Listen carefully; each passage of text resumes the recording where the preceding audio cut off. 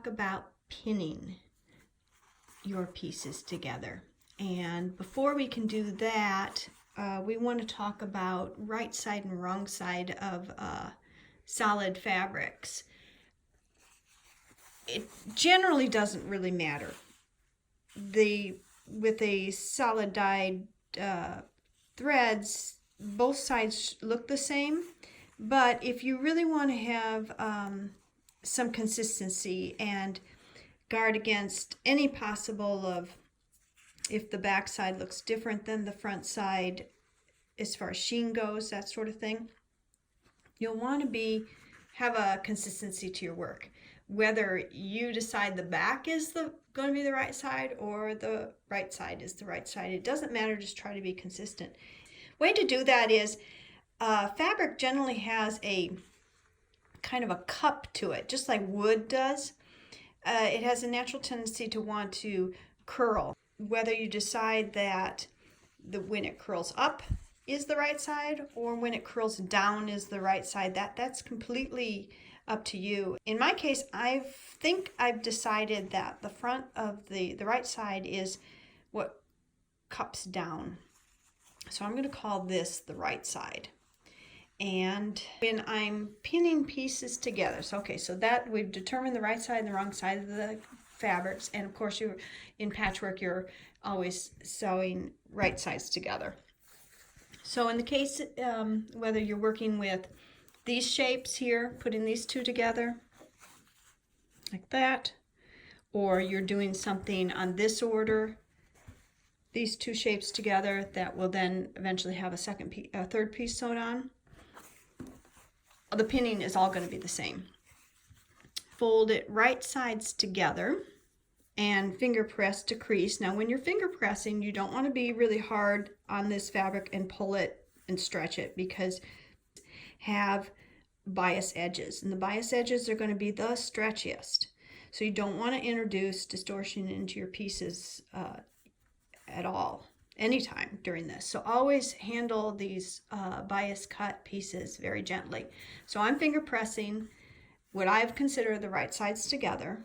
That way when I open this up, it's already right side up for me. Is when I'm pinning any of these pieces together, I always put the largest one on the bottom. And now I'm going to take this piece and determine the right side on that and find the exact center all the way down to the tip, finger press to crease. And now when I open this one up, I want to put it right side down onto here. Because we've put a crease in these to find center, I'm going to line up the creases up here, and the tip of this will fall right on the crease line. Go ahead and pin that. The smaller piece on top. Now take these two ends and go ahead and align this short straight edge of the top piece along the curve here, and all the raw edges matched up here. Go ahead and do the opposite side.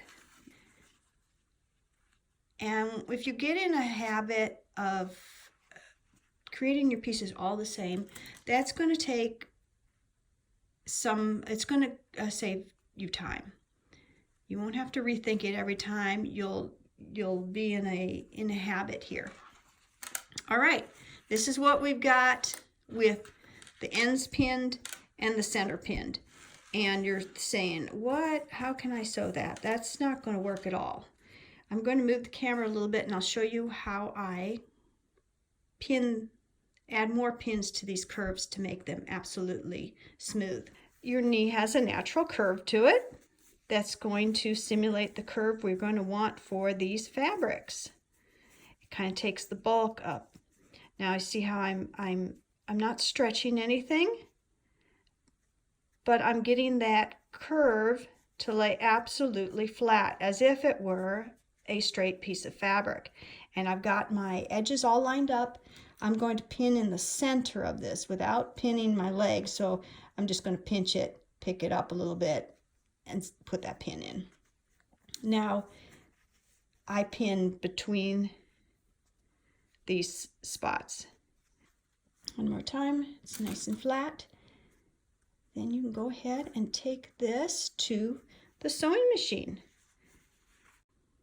Sewing curves is not that much different than sewing regular straight pieces of patchwork. The things you'll want to be sure to do is pin your piece really well. Work a lot slower.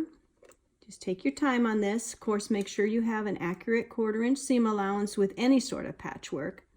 I like to set my sewing machine stitch at a short length. 2.4 is what I have my machine set at. And I have it so when I stop my sewing machine, the needle is in the down position. If your machine is unable to do that, then just manually make sure that your needle stays down in the fabric when you need to stop, because sometimes you're going to need to raise that presser foot and adjust the fabric. And this way, although I'm not into my fabric yet, what'll happen, let's get started here. What'll happen is when I need to stop,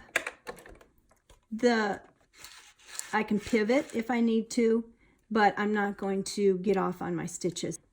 I don't sew over pins. I never sew over pins. So when I get close enough, I of course remove them.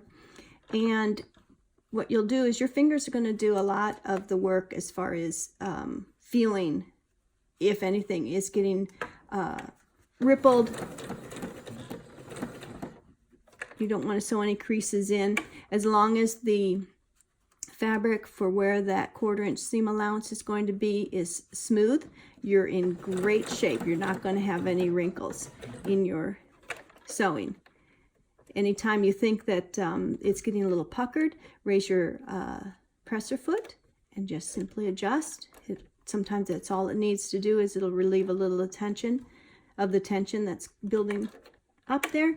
Never pull or push your material through, because all this line here on both of these fabrics are bias and they're super stretchy. So just let the machine do the feeding. Remove your pin, keep sewing along. Take your time, be very accurate. When you get about midway, what you're going to want to do is, at this point, you'll be working on the other side of the curve. Go ahead and raise your presser foot, and you can just gently kind of pull this material, not stretching it, but just kind of gently pulling it backwards to get rid of some of the excess there. And then just continue on. You're gently guiding the fabric through. It's such a subtle curve that basically you're going to feel like you're doing straight patchwork. It's not anything dramatic that you're doing. This is a nice big gentle curve. If you go slow enough, you can control that your 1/4 inch seam allowance is still accurate. You can avoid any puckers. And you see how maybe here it's I don't know from your angle there, it's shifted a little bit, even though I have a pin here. So this is where I would just kind of make sure that that corner's aligned. Have my finger on it, hold that. Make sure all the edges are even there. And finish up again. Here it would be tempting to just continue through, but I'm going to stop and just adjust, straighten out my fabric a little bit there. Everything's laying nice and flat, nice and square, and go right off to the edge. Again, so tempting to want to finish that edge off there. But go ahead, just give that a little bitty pull, straighten it up. There we go. Sometimes you might have to use the other hand in the back there. And there we go. And now we have our beautiful curve. I don't know if you can see that. Nice and flat. Need to add another side onto this. So I've gone ahead and finger pressed the center of this yellow piece, and with right sides together, I can, you may not be able to see it in the video, but I can see it. I can still see the, even though this has been pressed, I can still see my finger press crease line. So I'm going to go ahead and line this up and pin it exactly as I showed you before, although I will show you the how to pin these corners. We'll go over that again. So here's our start, and take your short end, and this time you want to butt it up to this darker pink here, raw edges together, and go ahead and align the top here along this curve and pin, and then putting this across your knee, you will go ahead and pin this other edge. That would get pinned here like this. I'll go ahead and do that, show you that again. So I will pin these together,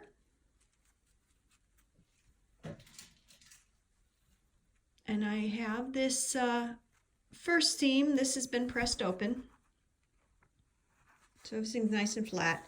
Now I will go ahead and put this across my knee and pin between these three original ones, and pin here, another three, and then go ahead and sew that, and then I can go ahead and press it and flip this open to have a finished piece.